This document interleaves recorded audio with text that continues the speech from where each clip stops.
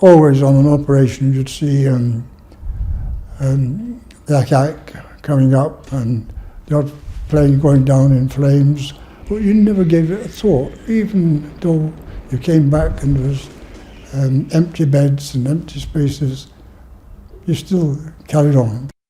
John Henry Meller knew the risks when he volunteered to join a Lancaster bomber crew in 1943. Nearly half of all those who did so didn't come home. 2 years later, during a raid over Berlin, he and his comrades very nearly became casualties themselves. All of a sudden we're caught up in searchlights, attack all around us. The port inner engine caught fire and the navigator's compartment was on fire, and then you heard those words that you'd never wanted to hear: prepare to bail out. Well, fancy there's a fire in the aircraft, that you use bonfire down below, talk about the frying pan and the fire. It was amazing because after all this, the searchlights went out.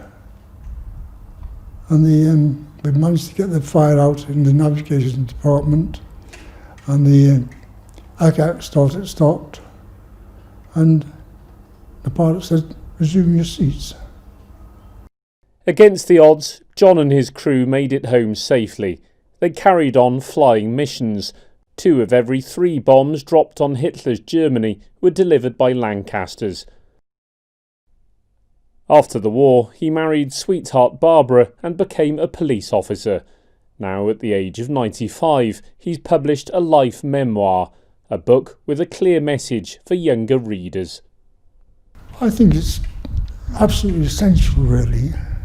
I do, because it'll let them see that nobody wins in war. Let's face it, it doesn't do you any good. Wars don't do anybody any good whatsoever.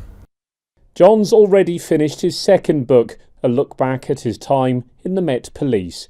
He nearly never wrote his tale of life in the Lancaster. Many will be glad he changed his mind. Richard Morgan, ITV News.